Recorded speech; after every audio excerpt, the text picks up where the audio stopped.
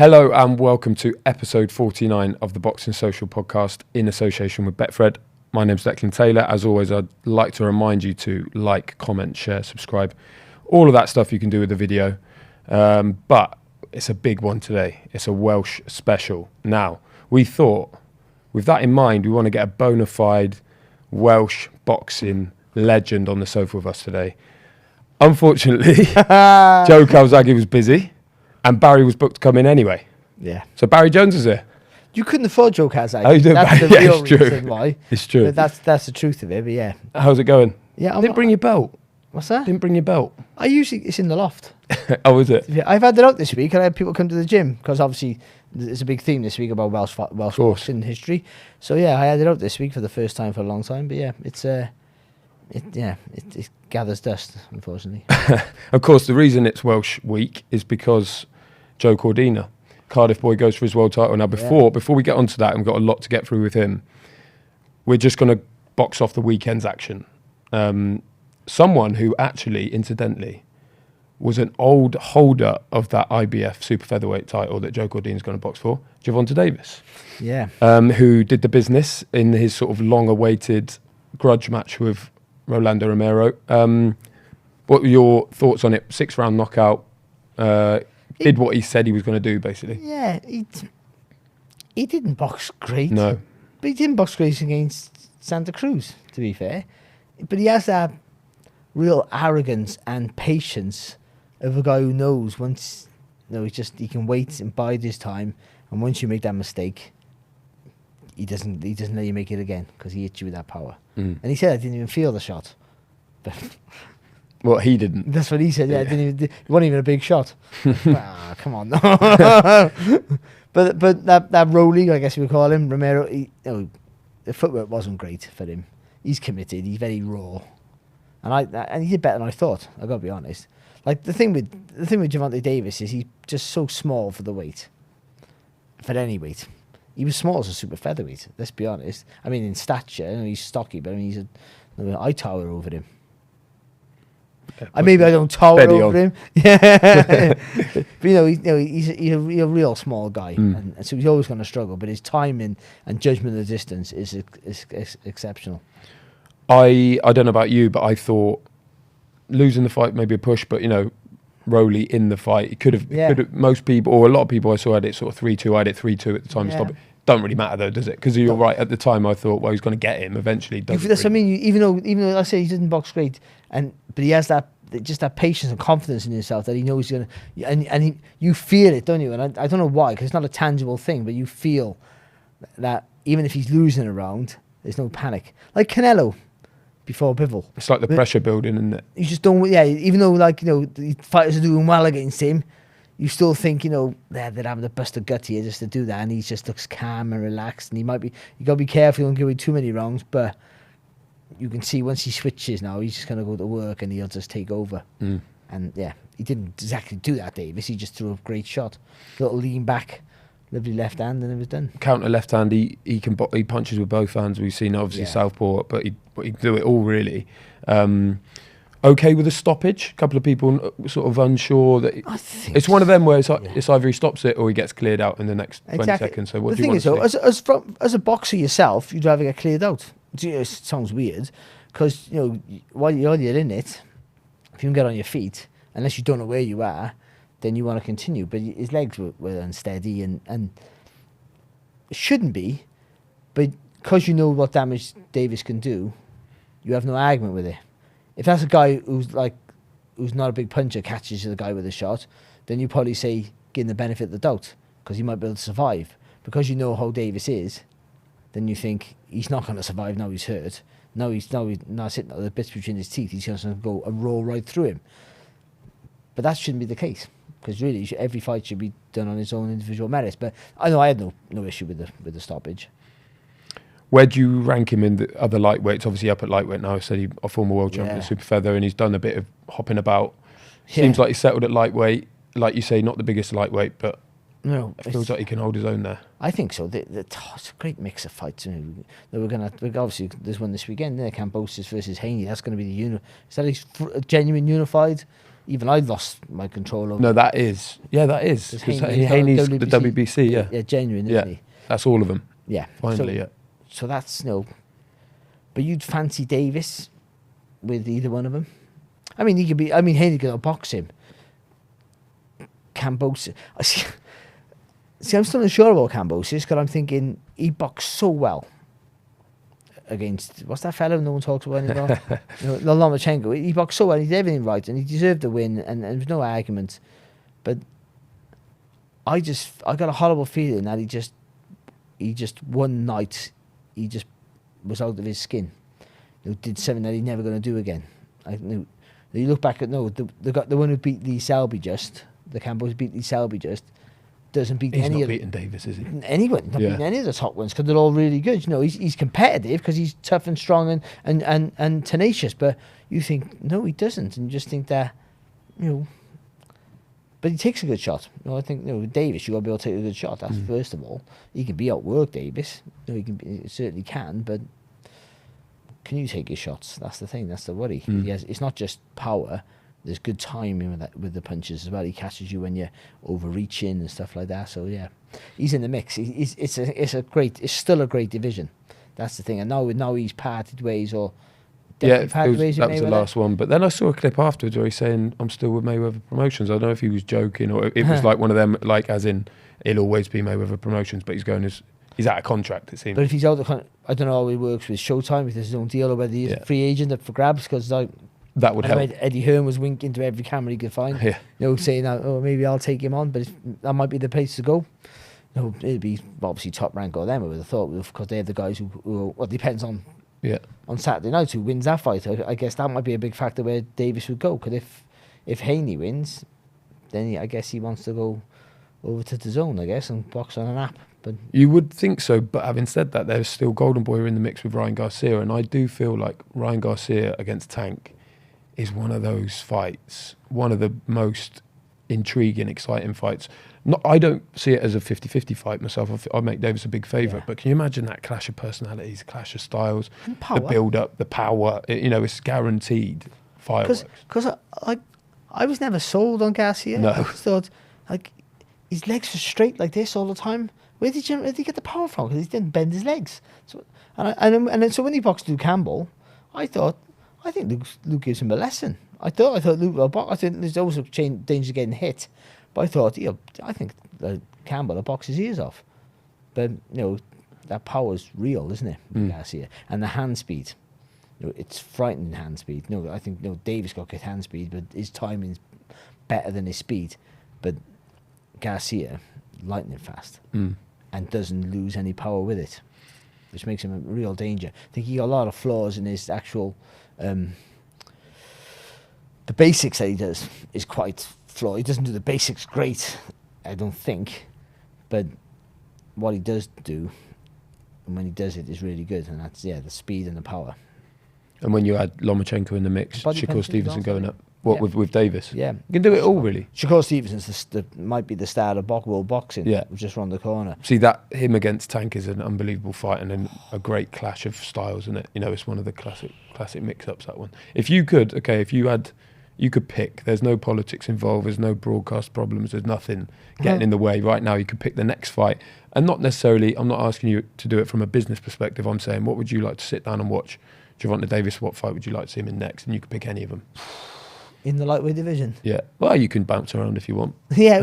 Because he really is only a featherweight. Yeah. Yeah. Well, now you've mentioned Stevenson going up. I think that would be the fight, wouldn't it? But if not, then I would say for excitement value, him and Garcia, I think is probably the fight that'd be most fun. Yeah. And then Cambosis, if Cambosis beats Haney, that'd be more fun than him and Haney, because Haney would get on his bike. He'd box him, yeah. Yeah, he'd do the right thing, of course, but I think that would be the less enjoyable of all of them. Yeah, not a Rolly rematch then.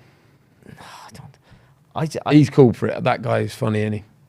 He's a character. Yeah, he is, and I don't know how good he is. No, you still don't. Yeah. He was boxing well, He was boxing well, but but again, though, there was never any worry about Davis. Again, he had the whole Canelo effect. There was no worry about him getting beat. I didn't feel it for 1 second. But but you can say that. But if you didn't knock him out and he gets to round 9, then you start thinking, hang on, this is a closer fight than it should be. That's enough of that. Let's Yes. kick on with the... I mean, do you reckon Gervonta Davis ever been to Wales? Honorary Welshman. He's not. I mean, he boxed at the Copper Box, didn't he? He did box a hot box. Anyway, yeah, I think he might be part Liam Welsh. Walsh. You never know. Might be part. I mean, he boxed Liam Welsh. Liam Walsh, which is Close. close to Wales, yeah.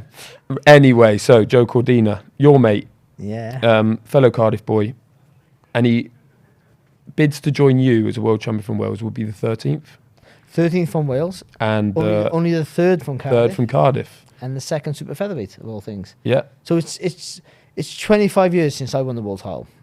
This year, ironically, and the last time we had a 25-year wait for a world champion was when Steve Robinson won his world title, and it was Howard Winston won in '68, and Steve Robinson won his in '93, and that was a 25-year wait, both the same weight. see, No, this is a 25-year wait again. sorry, Joe Calzaghe wouldn't have come up with it. He wouldn't have brought this gold. No chance, Barry. Joe This Calzaghe, is what it's don't know all who about. Winston is. But no, please Joe Calzaghe, isn't he? That's a standard looking But that's staggering. 25 years, both of you. Yeah, and there's another 25-year wait. Now we've had Welsh world champions since then, but Yeah. I mean the last time Welsh boxers had any sort of 25-year wait Yeah. is that, and we're both the same weight again, so it bodes well for us. But I think Cardiff has underperformed as Yeah, I mean, based on those stats, it's based on- surprising, yeah, isn't it? It is, yeah. I think there's been better fighters than me who haven't from Cardiff who haven't won a world title. That's the truth of it. Better fighters than Steve Robinson from Cardiff, who's the other one, Yeah. who haven't won a world title. But Jim Driscoll Yeah. is one of them. You know, he's sort of an official, but it wasn't never really official that he was a world champion, so he didn't get the plaudits. But he's probably the best boxer we've ever produced. Mm. But there's been many others, and I think Joe, talent-wise, is as good as me, is better than me and Steve Robinson combined, talent-wise. Mm. But talent means nothing. Yeah. I mean, when you get, it means everything. But I mean, it's not the deciding factor about if you make it or not. You need to have talent, but it takes more than that. And I think he has it, but he hasn't had to show it as a professional. He said the Gavin Gwynn fight was a difficult fight for him. You know, Kabanov was an awkward night for him maybe, but we'd never seen him under the cosh. And that's my only reservation. I think he can stand Ogawa on his head, boxing ability-wise. There's a guy here who's in his mid-30s, with slow feet, and will put pressure on Joe and try and box his way in. But that's bread and butter for Cordina. But how he reacts when he gets hurt, if he gets hurt, which I think he might have to at some point, and take that risk of getting hurt to win the fight, and also boxing in front of I'm hoping it's packed out in front of a home crowd, because Joe's been on the road and he hasn't really boxed at home, so this would be his first real big fight, the biggest fight of his life, amateur and pro. This will be, and it's at home, and if it's sold out, that's an atmosphere that he hasn't really, because boxing on those Joshua bills 6 o'clock in the afternoon, even if they're packed, even if you sold 5,000 tickets, it's a 70,000 arena. It's swallowed up. It's like selling 3 tickets in a leisure centre. He won't. This is a different atmosphere. If he sold 5,000, whatever it holds in the CIA, in what's it called, the Motor Point. They've changed names, haven't they? Yeah. The Motor Point Arena in Cardiff. Then the good arena as well. I like. it's great. It's the house that Joe built. Yeah, of course. That's what I call it. Yeah. Calzaghe, not Cordina. But yeah, then I think that'll be a really great atmosphere, but one that he hasn't felt before. Now, he's boxed all around the world as an amateur. He's won a European gold medal, which is phenomenal, boxing Olympics. But most of these tournaments at empty arenas. It's only the finals that people turn up, and even then they don't get much, because it's just amateur boxing. That's the way it works. As a pro, again, he's boxing all these massive bills, but they haven't been there for him. And that's how they react. And Ogawa, who's boxed on the road in people's backyards, again, it's an atmosphere he wouldn't have probably encountered before. But I think it won't faze him, because being the away fighter sometimes gives you that little bit of a bit. But when Joe gets hurt, I think I'm gone right off tangent. When Joe, as usual, when Joe gets hurt, if he gets hurt, with the crowd, that's what I'm trying to say. With the crowd behind him, he might take a risk more than he would have, because sometimes you get caught up in the emotion of all, everyone's cheating your name, and you so almost lose your focus or your concentration or your game plan, because you go for it. And when you have a bit of success, everyone cheers you on. You go, I'm going to do this again. And if he gets caught and hurt, or reacts, listen, he might have the best chin on the planet. And I hope he has. But we don't know yet. That's my only worry. That, and or a grueling fight. He hasn't been in one of those either, really. So we haven't seen him to dig deep. It might be in him, but we don't know. He might know. He might listen to this and go, but I had this fight here, this fight there, this sparring session here. I boxed in this tournament when I was 14. But what we've seen, that's things he hadn't had to produce. But I still think he's going to win. It's hard for me because I love the kid, and I know his family, and I love them too, like his uncle / cousin, like weird. We're Welsh, but, but it's so I haven't a vested interest in him wanting to win. So, but I'm always trying to be impartial. If I don't think he can win, I just say it. Yeah. It's a hard fight for him. I do think he's good enough to win. He has sublime skills, so ability-wise, he has the ability to beat him. But so did the guy who Ogawa knocked out for Fazili. Yeah, he was a good boxer. Yeah. Got caught. True. Now, before we get into, we'll have a look at Ogawa and we'll have a bit of a deeper look into Joe. What we wanted to do was ask you, Barry, your top 5 Welsh fighters of all time. And so, like you say, it's a long list and 13 world champions, but a lot of the best ones, like Colin Jones, like Jim Driscoll, never won a world title. If Colin Jones boxes 7 years later, he's a world champion. That's the truth. That's just. He's always one of them, in the conversation about the best British fighters who never won a world title. Let me tell you about Colin Jones. Let me tell you. Yeah, go on. About Colin Jones. And then you tell me where he places in your 5. But go on, give us this. Every year, usually the Ex-Boxing Association of Wales, like all ex-boxers, they have their annual luncheon on a Sunday. So we have one, and then so as many boxers as possible turn up. Calzaghe never turns up. I'm not having to go at him. But, not having to go at him, but he never turns up. Never turns up, Joe. No show, Joe. And it's like today. Yeah, exactly. Yeah, thanks, Joe. But no, what I mean is, so they get all the world champions up on the stage. Right. It's like this is what we've done. So this little tiny nation, for a few million people, look what we've produced. So we all get people like me, Steve Robinson, Gavin Rees, Enzo Calzaghe sometimes, because Sundays are busy for him because he got kids. And Nathan Cleverly never turns up. Another one. And Lee Selby will always turn up, and and Robbie Regan, of course. So we're all up on the stage. Now, in my mind, and so they're great. They're fantastic fighters. I love Robbie Regan. He's a fantastic, lovely bloke, and a really good fighter. But the best fighter in the room, by a million miles, is sat in the audience because he boxed 7 years too early. Yeah, Colin Jones. And he came up against Milton McCrory. Twice. And Don Curry. So he draws with Milton McCrory in like the March or something in 1982, 3, 1, 3. Just 83 for argument's sake. And I might be wrong with that. But he boxed him something like in March or something like this in Reno. Gets a draw. Should have got the win.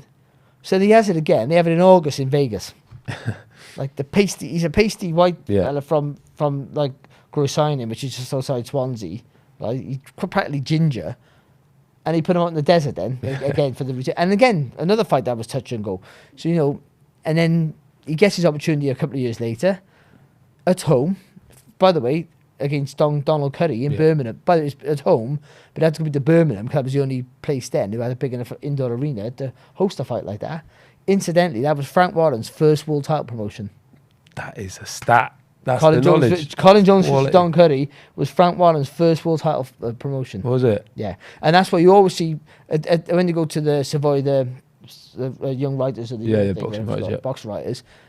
Colin is almost always on the table with Frank. That's why. I don't know if that's what but I would imagine that shows the lineage. Yeah.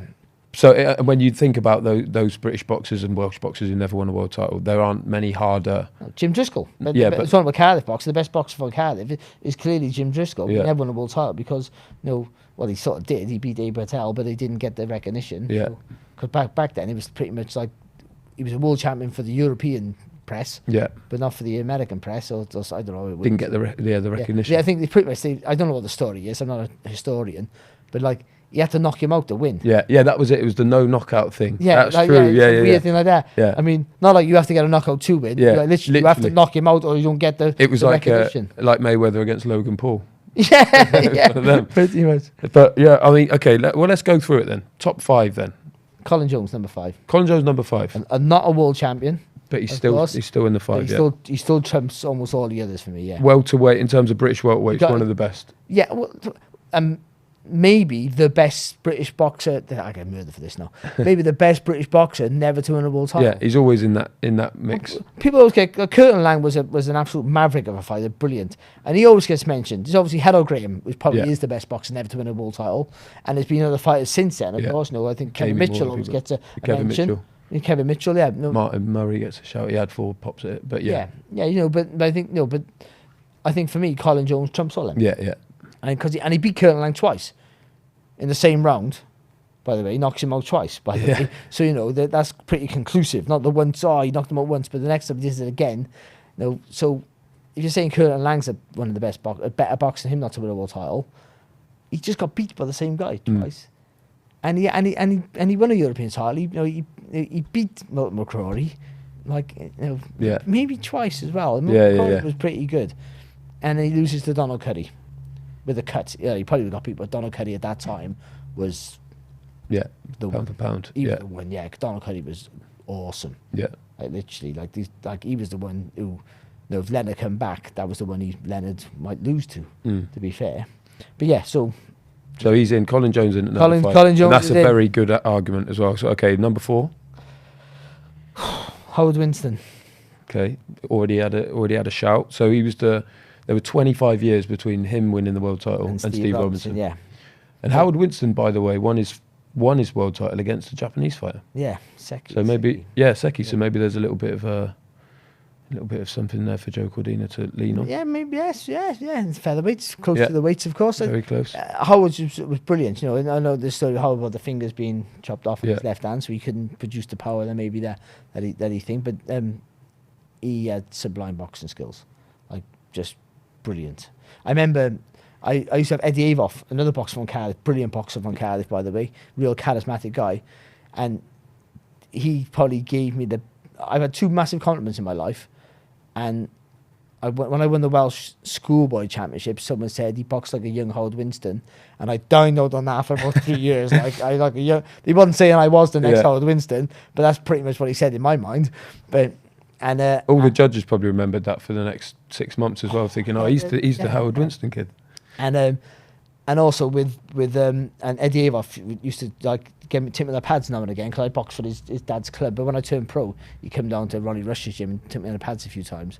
And he used to go, "Your jab, you got a lovely jab," and he reminds me a bit of Howard's. He didn't say it was as good as Howard's because it wasn't. But he said it reminded me a little bit of Howard's, and he used to get me to do the little step that Howard used to do, the jab and the little step, and I couldn't quite little step to the right. You watch it on the telly and it looks basic, but it's actually a quite complex move. But it looks really basic. But that's what good fighters do. They make everything look easy, natural. Yeah. You watch the fighters from yesteryear, and you just go, they're rubbish. They're rubbish because obviously the cinematography is not quite the same. You can't see the intricate details of the movement. But it's like when you go and watch a fighter live. Yeah, totally different. I'm going off tangent here, but when I went to watch Andre Ward on my own, didn't I? But flew to Oakland to watch him box Paul Smith. Because I thought I'd never get to see him watch him live, and I'm glad I did because up close, watching the little small movements that you don't see on TV. You see him have success, but now you're seeing the little movements, why he's having success. I remember watching Andre Ward shadow box in Virgil Hunter's gym, obviously where he trained in what's the park? Hayward. Yeah. And just watching him shadow box, he didn't everything, every single millimetre was perfect. When you just think, but yeah, going off tangent, but Howard Winston with that sort of skill. So you watch him on telly and you go, we just threw the jab and moved. Yeah. But the little movements he did were great, and that's where. So well done. So he threw the jab, pretty much stepped off to the right. Yeah, the Barry Jones jab. Barry Jones jab. Yeah. I think someone said to him, "How would you punch like an old Barry Back to Jones?" the Future. Yeah, but and he was just brilliant. Yeah, and obviously, unfortunately for him, Salvador.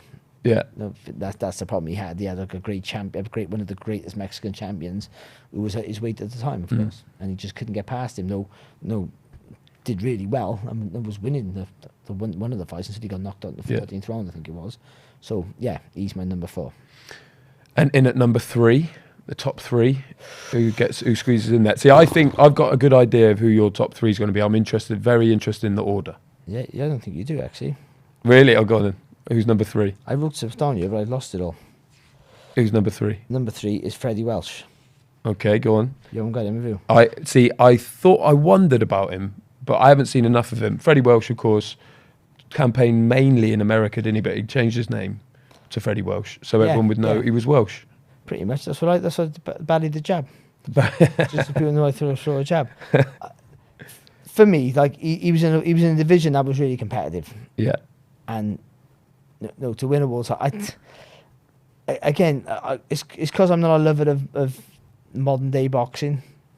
Is that I love boxing, but I mean, to be a world champion, there was only one, and you had to beat everyone around you. And I think the names that he has on his resume just sets him apart, and also the longevity of his career. And I wrote down how many fights he had, and I can't find it now, but it was literally ridiculous. Like 74 wins, 5 defeats, and he beats Benny Leonard. Yeah, no, that's enough. He beats Benny Leonard. Just go home, innit? Yeah. No, maybe the greatest lightweight of all time, by the way, Benny Leonard, arguably with Duran. Yeah. And hang on, Penal Whittaker. And but I mean, I know, just a brilliant boxer, and Freddie beat him. So that says it all to me. Because we go on about world title fights now, where like Joe Calzaghe had a massive long run of world title fights, and it's phenomenal. And just to be successful at any level for that long takes a special fighter. But you're not boxing the best continuously. No, that's just the truth. Even the top guys now, the world champions, there is a few of them who have a run where it's the best. But then again, that's still only twice a year. No, but they're the best. But you go they're the best. They might be the champion. Yeah. But don't mean they might. You can be a champion, not be top 6 in the world. By the way, very true. Yeah. Like say Canelo's run. He unifies the division in 11 months. Phenomenal. He actually did beat all the best. But there's an argument there that there was a couple that he didn't miss out. No, we're just all saying because he beat the champions and he beat the 3 champions and he beat the best. But there was others there. Benavidez, he didn't box him, did he? No. Yeah. So there was fighters out there that were missed on that list. But then back in like 19, whatever it was, 16, there was no hiding from anybody, relatively. Yeah. So we're into the top 2. Go on then, who's number 2? This is a big one for you, especially as a Welshman. You got to get this one right. Well, that's not right. It's not right. The wrong is it. The problem you have is what you see and what you read.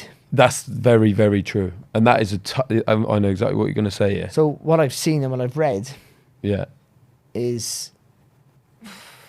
So I say Joe Calzaghe's number 2, because what I've seen was phenomenal when he was. Yeah, and you've seen that up close. Tell us a bit about, obviously... I've seen Joe since I was like a people kid. might not realise that you know him inside out, and boxing-wise, we're not like in love with each other like that. But I've known Joe since I was young. Now we weren't the best of friends and stuff, but I've always admired him as a schoolboy and stuff, and obviously I knew his dad really well. His dad said to me actually, another one who said a nice thing to me after it was 1992 at the ABAs. And he said, "You got one of the best rhythms that I've ever seen." Like, you've blown smoke up my backside a little bit. I understand that, but it's just the fact that he said it. This is what, and Enzo wasn't revered as a great trainer back then. He was an amateur trainer who happened to have a son who was winning everything. Yeah. But no one was saying, go and join Enzo." But I always thought that was, well, you didn't have to say that. He went out of his way to come up to me and said, "Listen, your rhythm is just beautiful. And that's one of the best I've seen. Just really good rhythm. It's like a South American type movement, and it's great." And I said, "Oh, thanks." And it was really nice. But Joe was standout from when I first saw him. I have to say, though, right, Joe lost his first tilt at the Welsh ABA Championship. And I've never done that. I've never lost a Welsh Championship. So by that, just stop there. Yeah. Don't go any further with your career. No. And just by that alone, that's the real quiz. If we're talking about stats, I'm better than him. So maybe I should be. You should have been. Well, I'm Maybe I guessing should you're be number one. two. I'm guessing you're number one. Oh, I should be number one. Yeah, Yeah. Number one, shouldn't I? But yeah, but he was brilliant. Even when he lost against Michael Smiley, he was brilliant. Yeah. For a round Really? and a half. Yeah. Yeah. Oh yeah, he was brilliant. Michael Smiley was just so physically strong and a real man, and Joe was just still a boy, and just out hustled him in the end, which is a great win for Michael Smiley, who could fight as a pro himself, of course, British level, but he was as a welterweight. But even then, even in defeat, Joe was like Sugar Ray Leonard in the first. I mean, the movement and the lightning punch combination punches he threw off in our Welsh ABA final in 1990 would have been was just unbelievable stuff. Like, he was fantastic. He just ran out of steam because the guy was just too big and strong for him. So he was knackered. He had to put everything into it in the first round and just blew out the steam. But then after that, he was untouchable. I think he lost. I think his last fight he lost was after that. He went to the European Juniors, but he got beat by, I think it was a Romanian, maybe. I'm not quite sure. Again, I went to the European Juniors and I picked up a silver medal. Yeah. So by that, we just stop it there. I mean, again, you're 2-0 up here. I'm a better fighter than Joe again. Yeah. I'm 2-0 up. 2-0. 2-0 up. Yeah. But, I mean, He sort of clawed it back there. he did a little bit. I mean, his professional career was obviously incredible, undefeated, amazing nights. The one, obviously, the sort of jewel in the crown that everyone goes back to was the Jeff Lacey night. But then, obviously, he went up to light heavy and did the business there against two unbelievable names, and which have aged as well. The Jones. I don't like. I was there for them. Yeah. I was there for them. I went to America for both of those fights, and the Jones fight was a great fight to watch, by the way. And he played with Jones in the end, but that wasn't the right. Joe knows that. He just wanted to be in the ring with an all-time great. He made the mistake, Joe. He should have boxed Kelly Pavlik if that was on the table, because he would have stood Kelly Pavlik on his head, got paid maybe more, and got all the recognition. But again, people forget Joe was 36 at the time. His hands were gone. His hands were shot to pieces, and he didn't want to take that risk of losing. I think he got that stage of his career now that he thought, I'm so close now to just finishing. He didn't care about being 49, 50. I mean, he probably did, but his body couldn't take it anymore. Yeah. But the Hopkins fight, Hopkins after that went on and schooled Kelly Pavlik. Yeah. That win in terms of wins that got better over time, one of the best ones. Brilliant. Yeah. And the Kessler win was his best win. Yeah. The Kessler win's his best win. Could he box a Kessler there? I know, like, Frotch and stuff, people will go out and go, oh, no, Kessler wasn't right for the fight and all that. Maybe. But then tell me a fight was at the perfect camp and I'll show you a liar. Like, Kessler was the best Kessler we've ever seen, by the way.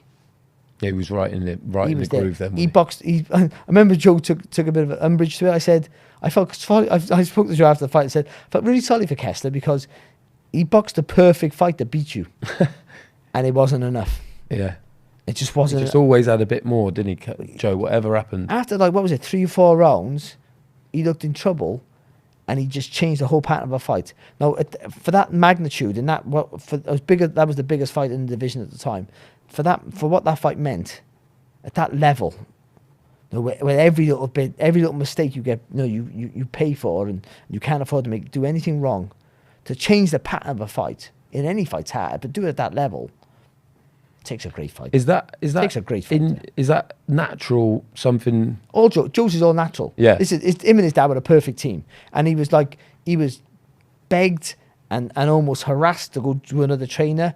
And maybe, and you look at it logically, it seemed that you should go to a new trainer. You go to an experienced trainer who will show you things that you don't do and tide you up a little bit better, and you'll be a better fighter for it. You throw too many punches. Rather than throw 15 punches, if you just throw 6, you can punch your weight. You'll be knocking people out left, right, and centre. But they work together. But everything was natural with Joe. Like, Joe used to move around the body, around the target, in little movements. Don't think he knew what he was doing. Just did it naturally. So when you throw back, see, someone throws at you and you're under pressure. You literally, if you just follow that punch back, you land where he is. So you can almost just punch off a guy's punch. Yeah. If you like. Just base it off that. Yeah. But because Joe moves a little bit every time, just little increments every time, even though he's in front of you, he's just over to the side, to the right, or to the left. So you have to turn your body a little bit. It's like getting your foot on the outside of a southpaw. Southpaw, wasn't he? Getting your foot outside is because of that.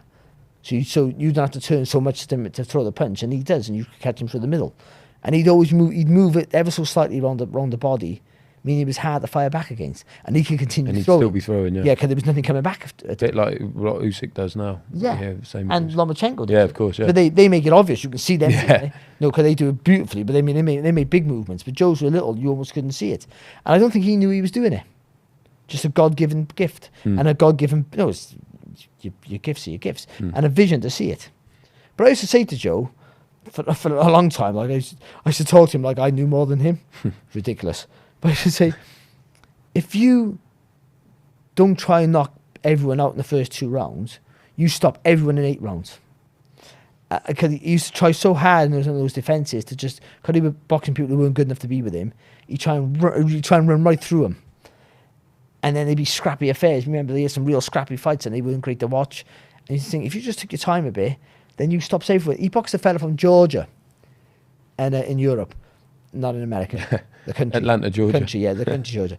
And I forget his name, Merchican or something like that. And I said, that's how you should box everybody. Because he was a real strong guy. He wasn't great, but he's really big, thick-set, strong, with the head bigger than his shoulders. And Joe just boxed him. Use speed, bit of power, speed, bit of power. Confused him, then destroyed him. And he stopped him in 8 rounds, I think, ironically. I think it was 8 or 9 rounds. And I just, after the fight, I went, that's it. Do that to everyone. You beat everyone on the planet if you box like that. So I don't take credit for his career after I'd that. make that 3-0 to you, mate. But there was a big change in, I don't want a percentage of your wages. No, I don't know if I could sue. Can I sue for loss of earnings? Worth a try. I don't know, but I do think, I'm spitting a lot, by the way. I just always spit go everywhere. I'm so angry that go Calzaghe. Human. Anyway, Joe's my number 2. It's funny because you see a lot of lists these days, and people have Joe Calzaghe, never mind from Wales, number 1 all-time British fighter. Yeah. And the guy that I'm sure you're about to say, number 1, is maybe Lee Selby. maybe the greatest of all time from Britain. Jimmy Wild. Yeah, and again, this is like a blind pick because I've never seen him box. Yeah. I do have his book though, How to Box by Jimmy Wild. I've seen a clip of Jimmy Wild boxing. He's with his that, son. You've seen that one? No, that was me. That was. Was it? Yeah, 'cause it was black and white when I used to. But yeah, this is the problem with these guys, is there's just not, how can you bet, how can you really how can you say he's number 1, but you just have to base it on the legend, really. You do, and I do, and I don't care who you're fighting. He's a flyweight who wasn't a flyweight. He wasn't even a flyweight. Yeah, like strawweight, really, wasn't he? And 98 knockouts and 131 wins or whatever he had. For someone like me who couldn't punch to save his life, there's an envy there. I just think there's come the ghost with the hammer in his hand. What a great nick! By the way, maybe Tylerstown. the best nickname of all time. That. Yeah, but Tylerstown is famous for Jimmy Wild. It's also famous because that's where I was left after a fight. When I told you the story, haven't I? No, go on. I boxed. This is the gold. I boxed in Tylerstown on a bill. Where's Tylerstown? Tylerstown is in South Wales. Right. This where Jimmy Wild's from. Of course, whereabouts is it? Up in the rocks. Anywhere outside the Cardiff. Because Jimmy Wild was anywhere outside the Cardiff in the valleys. Is it mining town? They're all mining town. Yeah. They're pretty much. Yeah. They bring them back. Actually, we need a coal, but and then we do the yeah. So it's known for him, but really the real story of that town is, I boxed. My trainer left. My dad left, all my fans left, and I was stuck there with my 700. I got paid 750 quid cash. I remember £750 cash for a 6-rounder back in whatever it was, 1872. I had my dressing gown. I still had a dressing gown back then. I got rid of that sharpish. The ghost and of the dressing bag, gown in his hand. I had to hitchhike home from Tylerstown, and then a minibus that went to watch another fighter. They said, "Oh, we'll give you a lift." That broke down within half a mile of where we went. So then we hitchhiked further, and then a woman called Jackie Webb, who was a club singer, whose brother was Glenn Webb, who's the first black man to play for Wales Rugby Union, right? Yeah. From Ely, my council estate, for me and Steve Robinson. So it's mad how it all works out. They gave me a lift back. And I said to the people... That's Tylerstown. That's what Tylerstown's famous for. That's what it's known for. Yeah. I said to the people in Wales... I said to the people in Wales... I said to the people in the minibus, stay there. Where are you going to go anyway? The minibus is not working. And I'll come back in my car and pick you up. Yeah. So this Tylerstown is probably about 30-odd minutes to my house from the Les Centre, maybe a bit longer. And so I've had to hitchhike, get on a minibus, that breaks down, hitchhike again, gets in his singer's car, whose brother was a Welsh international, and then they drove me back to my trainer's house where my car was. I drove back then to the minibus to pick all these guys up. They've gone. Took me about 4 hours to get home. What a night. But that's where Jimmy Wild's from. Yeah. Shithole. Oh. Can we say that? I don't know. I think we can. So Jimmy Wild is the number one. Yeah. And that you could argue... 7-year reign as a world champion back when there was only one world champion. The man. And also, he's too small for the weight. Yeah. And he's knocked out 98 people. Yeah. Like, it's just like, how would you do that? Yeah. Plus, just having longevity back then when, the equipment was crap and, the gloves were just made out of, like, literally, like this. Mm. It's just like, it's just... There's nothing wrong with that. No, it's not. Available for purchase, maybe? Some bodies in there. But you have to say. And he was honed fighting, as far as I can read. He was in the fairgrounds and booths. I think you probably most of them. I think, again, I'm not a historian by any shape or form, but I think the more you go back, then you'll find. I think that's where the patterns are the same. Yeah, that's where you learn your trade. Yeah, and then amateur boxing probably became more popular, and that's where you learn your trade. Yeah, and now it's like YouTube and Keep Fitters and all that. Yeah, it'll be a change. I think amateur boxing now. It's worried about amateur boxing not being the Olympics. Changes everything. No, when is it? It's Los Angeles 2028, and then what happens? I don't think it does. I think it changed how it is, but I think something else will take place. But the thing is, it'll be something that's not easily governed, and that'll be the worry. Well, one guy, I mean, that's a great top 5. I was very intrigued by I forgot already. How you would go to. Crap. So I got Jimmy Wild, Joe Calzaghe, Freddie Welsh, Howard Winston, Colin Jones. That's a good 5, that. So, and the good thing about that is there's one of those not a world champion. Yeah. I mean, it is remarkable, isn't it, that the names you've just listed from a country like Wales. But what is it about? We're tiny. We're practically a county. Yeah, but what is it about Wales that does that? And when you started boxing and you had the dreams and stuff like that. Well, when I turned pro, like I was a super bantamweight. I mean, all throughout my career, I know I won a super featherweight world championship, but I never really weighed over 9 stone 2. Yeah, 9 stone 4 is the weight for super featherweights. So I was always boxing a weight, but I boxed a featherweight because I didn't want to be a super bantamweight champion. I want to be British feather. I want to be British featherweight champion because that's what Howard Winston was. Is that true? Yeah, of course. I just want to be that. Yeah, I don't want a world, because back then becoming a world champion, I know Calzaghe wanted to be a world champion straight away, but he's a special fighter. But we didn't have those lofty aspirations. You dream it, but you don't say it. And also, from a working class environment, you start walking around saying things like that, you get slapped around the ear, or he's sniffing glue. Maybe from him. It would be something. So you just you're more grounded. But being a British champion, the same as Howard Winston, was enough. That's it. I got the same. So somewhere you're linked then. I didn't care about anything else about that. It was only when more opportunities came our way, then we started thinking, I could win a world title now, because not because I'm any better, just because there's more opportunities to win one. That's the truth. The reason we've had so many world champions since '68, we had 4 from the start of boxing to 1968. Wales had 4 world champions, which is still amazing for a tiny little nation. And then Percy Jones first one. Percy Jones the first one, of course. Jones, you've got to be. It has to be a Jones. But then from there on, the rest of them, there's 12, so it's 8. The 8 others have been from '93. Onwards. So we had a 25-year gap from 68 to 93, and I hope that's 25 years. and then literally, we've had 8 since 93. Since Steve Robinson won a world title against John Davison up in the northeast. Yeah. Then we've had, that's it. I mean, it does. It tells you a lot about how boxing has gone as well, title wise. Look at the Britain. Remember in Britain a couple of years ago we had 20 or something like that. We had 14 world champions at the same time, didn't we? Something stupid like that. Yeah. No, that was more champions than there was weights. Yeah. And you don't blame the boxers, don't blame the people, don't blame I don't blame anybody, except the organisation. I don't blame because business is business and blah blah bollocks. But that's just how it is. Unfortunately, you give them more opportunity to do it, but it takes away what it means, I feel. And I'm not going to keep going. I always go back to myself and degrade my world championship credentials, because then it's easier to criticise then, because I'm already putting myself down. But I'm not going to do that anymore. Good. And so start putting other people down. Yeah, please. They deserve it. Yeah. But Joe Calzaghe never got no credit for a while. He boxing at home all the time, and then and that's just how it was, and then there was other people. We had Nicky Piper didn't win a world title, and we think that he should be a world champion. He was literally 30 seconds, 20 seconds from being a world champion, Nicky Piper, against the Enzo Barber. Again, another Cardiff boxer, another guy from the thing about Cordina. All like Cardiff boxers have been great. Joe Erskine was from the Docks, of course. They say Tiger Bay now, but it's pretty much, we called it the Docks when I was a kid.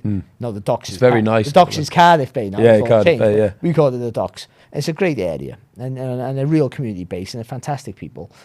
But Joe Erskine was a brilliant, was a cruiserweight, really. Let's be honest, light heavyweight, really. But he beat Henry Cooper a couple of times and got beat 3 times. I think he won 2 out of 5 against Henry Cooper, something like that.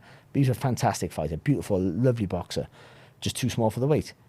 He might not have been a world champion, but you fast forward him from what was he in the 50s? Take him from the 50s to the 90s, and he's beating people light heavyweight. He's beating Nathan Cleverly. Yeah. There you go. Yeah. He is light heavy because of nutrition and blah blah blah and all that crap. He's light heavy. He's beating Nathan Cleverly in a great fight, by the way. Yeah. I'm not just like putting Nathan Cleverly down, but he probably is. Yeah. Eddie Avoff, another Cardiff boxer from Ely, my council estate.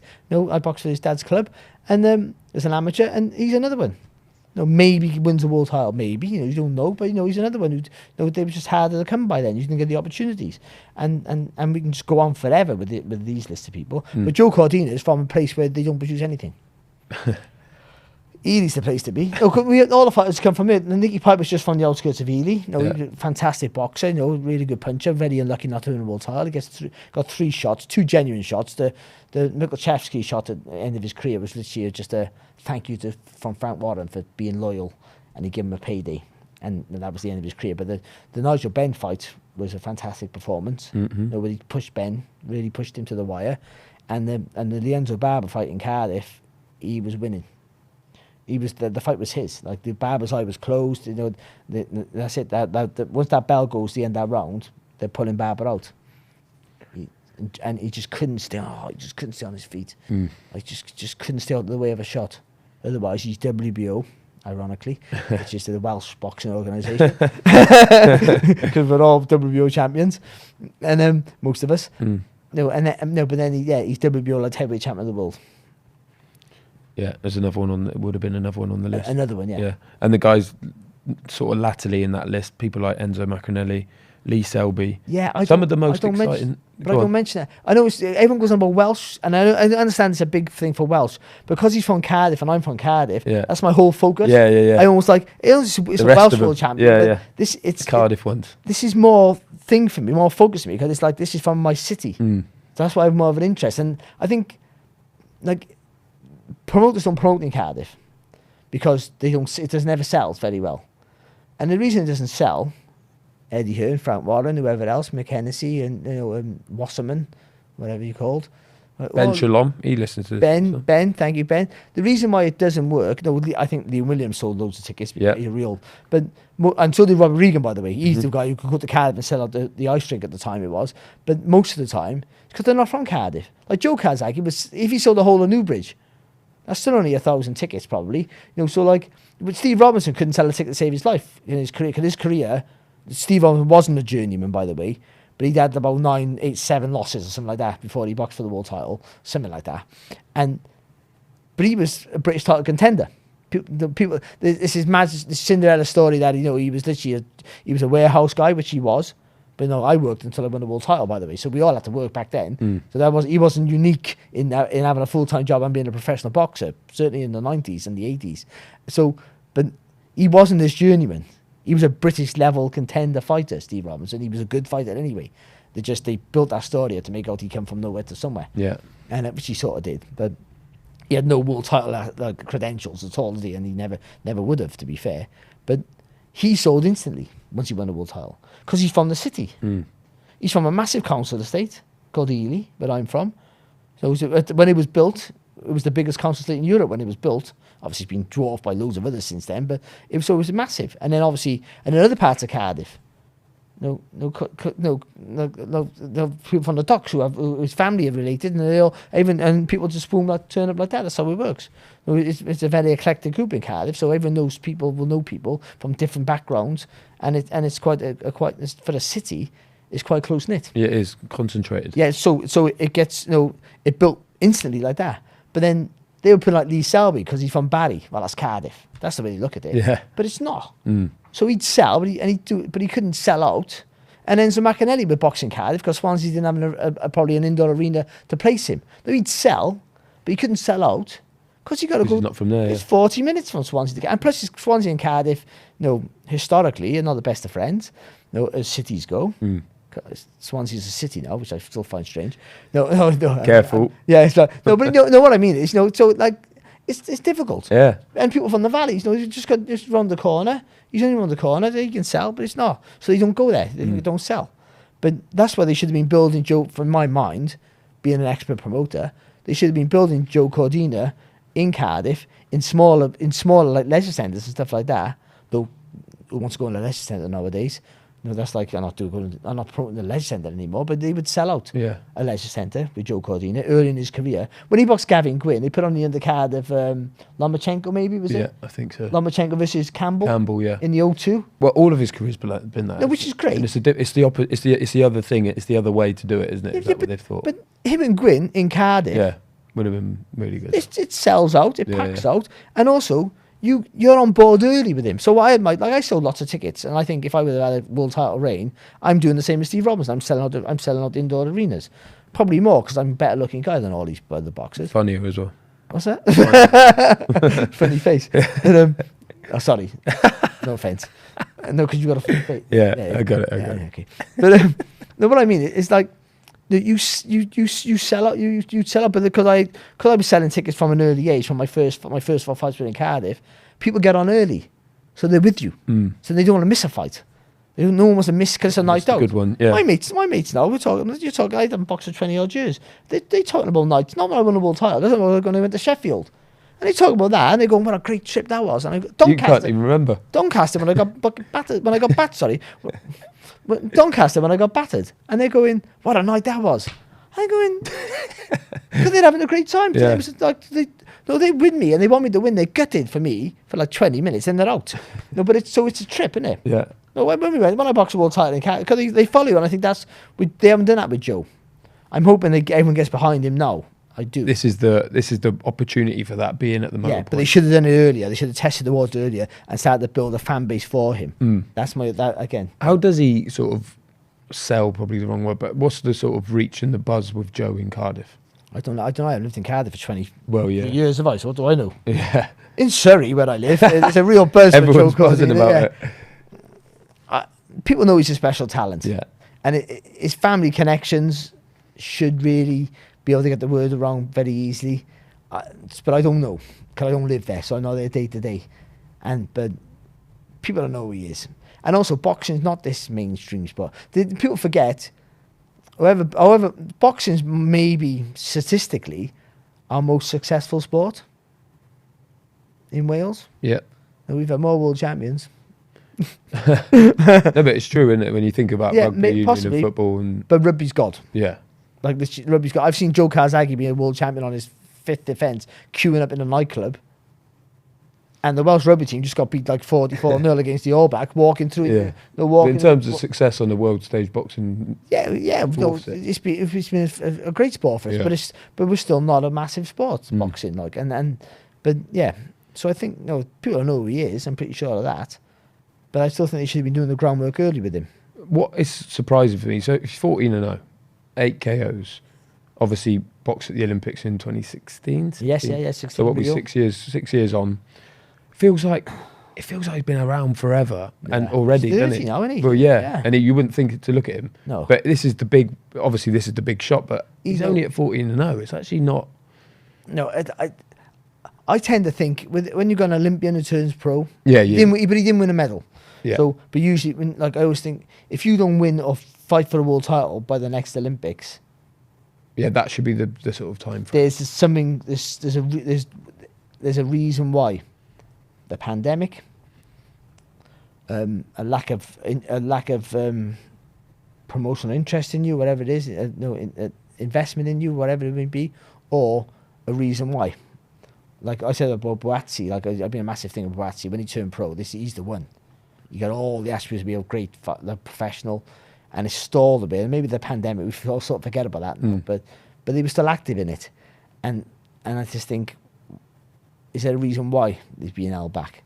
And all this, when I'm ready, it doesn't matter. But it does matter because, like, by the time you're ready when you're ready, then, you age. Like, Joe's 30 now. Yeah. Like, he should have been boxing world title at 28. And then had 4 or 5 years of being around that level. Now he's 30 and he got 2. Especially if he loses, then he has to rebuild. Which is a big. A lot of people forget. It's a massive, he's probably a favourite, maybe, I don't know. But I don't know what the odds are, but this is an hard fight for him. He's been nowhere near this level. He's had some really good testing fights. And the last fight he had against Mitch, what was the fella he boxed again? Yeah, Catch you can. No, not Catch You Can. Catch Me That If You was the Can. one. Catch Me If You Can. But I've been Liverpool on the Conor Bennett card. Yeah, that was a good that's fight. the one, That was yeah. a good fight for him. Yeah, I thought that was. It was a good little test. But he had to figure a few things out and use his boxing brain, and he had to adjust a little. We need to try to be more aggressive as well. Yeah, Farouk Kubanov, who you mentioned, that's another good win. So they're all good wins, and he hasn't still gone wow with it. Only got that showreel knockout in on the Matchroom fight camp show, but which was great for him. But yeah, you had to fight. We've had to think. That guy Hernandez, was it Joshua Hernandez? But who cares who he was? But that guy. Yeah. Yeah. But I mean, so he's had some good tests, but he hasn't had his. You haven't been forced into the fire yet, and that might be just because he's too good. Yeah, he hasn't ever had to be there. Yeah. So yeah, but I think I think cause he's going to get caught with that left hand, that right hand. It's some point you got to be. If one thing you say about Japanese fighters, if we just be really stereotypical a bit of them, is they will do whatever they're physically able to do. They won't leave no stone unturned. I mean, you never hear of a Japanese fighter go into a fight and then go, "Oh, he could have done a bit more." Yeah.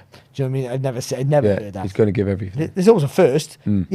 Yeah, they'll give everything. They have that pride and honour, the whole thing that instilled in them as a culture that if you don't try, you don't deserve to be there. And it's almost like an honour, isn't it? So like I think you'll be pushed to the limit, Joe. And I think for Joe, it's about getting the movement. I was watching some of his early fights, that fight in Liverpool, for instance, and I thought, if he boxes this way, he gets beat. Because you're trying to be aggressive, they're trying to sell him a bit more, be a bit more aggressive, a bit more power. You stop people now because you knocked that fella out in Eddie Hearn's backyard. A bit more of that. You can do that. You sell yourself, but you got you're given the opportunity to get caught yourself. But it's about getting the mix right. So he has to be the boxer in this, but also if he doesn't hold his feet now and again and show some resistance, and Ogawa will walk right through. You've got to get the respect. But you got to get the timing right. You got to know when to move, when not to move, and not getting drunk in your success. You hurt him, then move, and don't think about I've knocked him on his heels. Let's go again. Calm down a bit. Let him panic. Let him waste energy. Let him chase you again and box him. No, hold your feet. Bang, bang. And then move, bang, bang. Forget about the crowd shit when you land with those 2 massive shots and you hit his head back and the crowd goes, yes! And you don't go again the 3rd time. You just keep moving. Let him chase you. Let him walk into the mistake. Feint him. Bam, bam. Move off again. And holding your feet and moving your feet at the right times is going to be very important for him. I got to say, all that you said there, when I think of Joe Cordina, things like composure and that sort of mental decision making, I feel like they're really good attributes for him. Yeah, of course, yeah. So that I think it bodes well for it. Does bode well for it. Massively bodes well for him. But again, we haven't. Yeah, in the fire, what's he going to do? Yeah, at that level, I think he's got a guy here who's going to be right on him, but not right in front of him. Do you know what I mean? He's going to be on him, but he doesn't just rush forward with his face, offering you please land a combination so I can hit you with a big right hand. He'll try and feint his way in as well a little bit. Ogawa, so Ogawa's not this just walking straight lines fighter that we sort of. In the back of your head, you think he's just going to walk right at you and you're going to box him. He's a bit more guile to his work. Yeah. Not loads of guile, to be fair, but a bit more. But he has raw strength and power. And he's boxed against I know, he got done for taking jokes, but Tevin Farmer, lovely boxer. Yeah. He was able to close the gap there and be effective. Yeah. Fazil, lovely boxer. Be able to close the gap there and be effective. It would be arrogant and biased to think that he couldn't do the same with Ogawa-Cordina. Yeah. I'm not saying it will be effective enough to win the fight, but he's going to get success. He's going to have success, without doubt. He's going to, and that's the only little bit in my back of my mind. I haven't seen Joe being put under pressure yet, because he's always been too good for the people he's boxed. And when he has been put under pressure, it's been against people who are not massive punchers, like Gavin Gwynn, can't punch Gavin Gwynn, but he's not a world-class puncher. So it's been people who not really had enough pop in their punches to really make you panic. Even though you feel the pressure, you don't ever panic about it. And I know this because I thought I was being in with decent punchers in my career, and I never panicked under their pressure. I didn't have the same ability as Joe, or the same power as Joe even, but I never felt under pressure at all. Even when I was under pressure, didn't panic. Didn't worry, because I could take a good shot, and I could, and Joe can. Until you get hit with a world-class puncher, then you can take a shot, because of the world-class puncher. And you've been taking... What are you thinking at that point when that first one lands? You're like, you've never felt anything like it in your life? Well, you don't know how you're going to react. Like, I reacted in the right way. I got on my toes. I mean, you don't know how you're going to react. Yeah. I didn't panic. You didn't panic, no? In the back of my mind, I'm thinking, oh, shit. Because it's not always, they don't always hurt you, see. The punches that put you down don't always hurt you. No, they don't. The ones that I panic more when I wasn't being put down. I got put down 6 times, by the way. If I haven't told you, I tell people every week. But the ones I didn't get put down with, they made me panic, or they hurt. One time I took a knee. I don't like to say that, but I got hit with a real big shot, and it looked like it hit me down, but actually I went down because I didn't know where I was. But I knew enough that if I don't go down now, I get knocked back out. Yeah. And I want to win the fight. I'm not winning the fight. I've been down 5 times already. I'm not winning the fight. But in my mind, I'm trying to win the fight. So, like, me taking a knee now saves me from being stretched out. I don't care about being stretched out. I don't care about that. At that particular time, it means I've lost. Yeah. You know, if you're laying on the floor and the referee's going like this, you know you've lost. Yeah. So you want, like, I take the knee and look at my composure, and I get up and I'm fine, and you're going like this with your toes, and you trying to grip the canvas to get the blood pumping in your feet, so when you stand up you don't wobble all over the place. All these things my old trainer used to teach me about pumping. He said when you get knocked down, you do that with your toes, do it with your hands with the gloves, try and get the blood pumping, so when you stand up you're not all jelly legged. And I used to tell me this, and I used to think, what are you on about? Yeah, but at this point, never been done in my life. Yeah. Saved it for the last fight. So I guess it's about how at that point then, and going back to Joe, it's like, it's all hypothetical. None of us know what he's going to do, because he doesn't even know. You don't know how you're going to react. You don't know, and it doesn't mean you're not a tough guy, or you are a tough guy if you react differently. Just how you react is how you react. Yeah. And also what you got in front of you, or how he reacts. Because Joe might get put down in round 11, for instance, but Ogawa then is already spent, so he hasn't got a second gear. And the only thing I'm happy with Joe is his footwork sublime.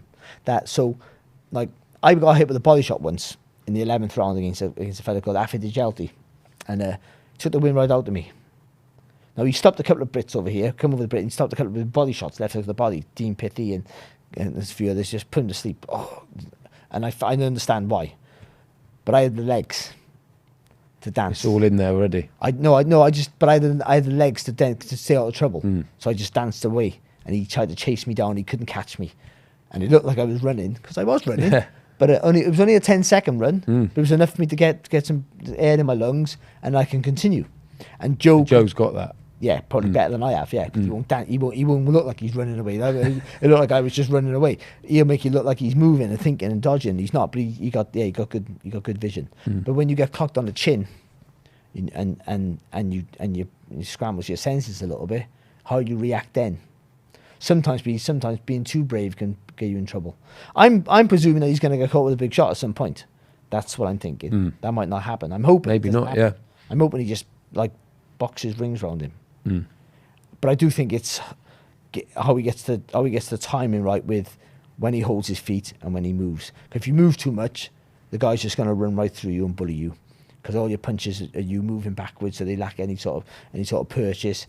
And this, Ogawa, you got to get his respect, but don't try and overplay your hand, because then you're involved in a firefight with a guy who on paper, and it looks like, can punch a lot harder than you. Well, we'll soon see. 13 could be the 13th world champion. Could be unlucky for him. Could be unlucky for Kenichi. Third from Cardiff. I'm pure Cardiff, aren't I? Yeah, that's it. I just wanted to touch, before we wrap it up, just want to touch on one thing on the undercard, and that's Zelfa Barrett against Farouk Kurbanov, someone obviously that Cordina's beaten already. It's a hard fight for Barrett. Yeah. What do you reckon there? But it's one of them, though, if he wins for the European title, by the way, it would be a big win for him, wouldn't it? And it would be a bit of a... I think he boxes Cordina. It's Cordina's first defence. I think it's so. I think that's the build. It looks well. The fact is, it's no chief undercard. It's geared for that, isn't it? And if he beats Kurbanov, just beats him. I think if he beats him impressively, it's great. If he just beats him, then I think that's enough. See, Zelfa's weird because he does everything really well. You got real snappy combinations. But he reminds me a bit of Chris Eubank Jr. Boxing's nothing like him, but I mean, when you see him throw his punches, you go, whoa. But the guys he's boxing don't go, ow. No one does. No one actually goes, ow. But do you know what I mean? No, I know exactly. I used to watch Chris Eubank Jr. in his early in his career. He'd be landing a lot, wouldn't he? Rattle off combinations. You go, but it's not just the amount of punches he throws, the snap in the punches. You just go, how's that guy not walking it through the roof? He looks like he's going to take your head off. But then the guys can take him. So he looks like he punches harder than anyone. And he doesn't. I think Zelfa's the same. I think he got some pop in his shots, but I don't think he throws them like he looks like he's gonna punch, literally put your nose on the side of your head. But it doesn't have that effect. It's weird. Just the way he throws him. He just looks like he's a vicious puncher, and I don't think he is. I think he can punch enough. Yeah. And he's a good boxer, but I think with that, his energy drains, or the way he throws his shots, because he puts, especially that left hook, he puts everything into it. It's a lovely shot. Yeah. But I think his tank runs out a little bit. He's had what was he now? 27-1. Yeah. So he's been. No, yeah, he's been. Yeah, you got to be careful. He doesn't sit on the shelf for too long. Yeah, the Kiko Martinez sort of weird one where it was people thought that he lost close. that. It was close fight. Yeah, it was close. He might. I think he had the rub of the green, but it wasn't this massive robbery that people talk about. I don't feel. Maybe he was lucky. Yeah. But I don't think it was a massive. I think at that point, everyone was just looking for, British judging to be poor. And we've seen what Kiko's gone on to do since then as well. So evergreen, isn't he? Yeah. So if he beats Kurbanov, maybe you've heard it here first. This Barrett, Cordina, especially if he looks really good. Yeah, if they both do, potentially could. Yeah. But it's an hard fight for Barrett. Kurbanov's strong, solid. Again, not great, but solid in what he does. And I think could be back to Wales for that one. Well, let's hope so. Let's just hope it sells. So if he can sell, if it's just almost full, they'll want to go back there. We've got enough talent in Wales, to be fair, to push on. I think they might not all be in that sort of camp, but we've had loads of talent over the years, and they haven't been promoted right. Liam Williams shown that when he did boxing Cardiff, he was selling out. He's not from Cardiff City, and again, he's from the Ronda, but they all come down to follow him. And they got this new ice rink, which is just outside the city. It's in Penarth, which is technically Cardiff, I guess, but it's not really Cardiff. Lovely part of the world. Yeah, it is. Yeah. But he's and now the ice rink's moved to there. But just it's literally you can walk it from the docks, Cardiff Bay. But you can walk it from Cardiff Bay, and it's and he sold that out. Liam Williams, I think, and I didn't go to the Eubank Junior fight, but I imagine that's sold out. Yeah.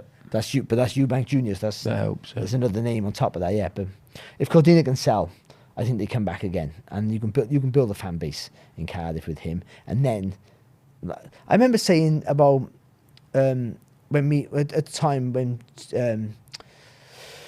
Robbie Regan, myself, and Joe Calzaghe were all world champions at the same time. And I think I said back then, this is back in 1997, 96, 97, 98, and I said we've always had the talent. It's just we never had any promoter believe in us. And then it was Barry Hearn originally come to Cardiff with Steve Robinson. After Steve Robinson won his world title, he had his first events against Sean Murphy in the ice rink, and he sold out instantly. And then obviously he left and went with Frank Warren. But then Frank came back, with Paul Hodgkinson, Colin McMillan first, Paul Hodgkinson, you know, and then it just kept going. Just kept building up until Naz spoiled the party. But this could be the sort of the start of it, a new real success. fire in Success as well, by the way. It's not just, you know, you've seen it with Enzo Calzaghe's gym and other gyms. Once one world champion wins, one guy wins a world title, it's just a snowball effect. No, they have that a little bit already now. In that it's the Tony Sims gym, pretty much a matchroom gym, isn't it? Yeah. Peter Sims as well, you know, as part of that, because he trains Richards. But, you know, look at the fighters they got there now, all learning off each other. Felix Cash, Conor Benn, Joe, Richards, and many others. Yeah. John Ryder. Yeah. Poor John. And John Ryder, you know, they're just all these training among each other, learning off each other all the time. And that breeds success. And I think it's the same with having shows in a city. Can you get all these other fighters, Rhys Edwards and people like that, who are really good talents, who obviously they're boxing for Boxer and Sky. But, you know, they are boxers, some good kids. Crocker's on the build, you know, Morgan Jones, there's some good fighters on this bill for Welsh fighters, and there'll be more then, and you can build off that. Let's hope so. Barry, really enjoyed that. Thanks so much for your expertise. Really did. Joe Calzaghe, who? That's what I say. Go Joe. Go Joe. Thanks, Barry. Not you, Calzaghe. And as always, thanks so much for watching, and hopefully we'll see you at the next one too. Take care.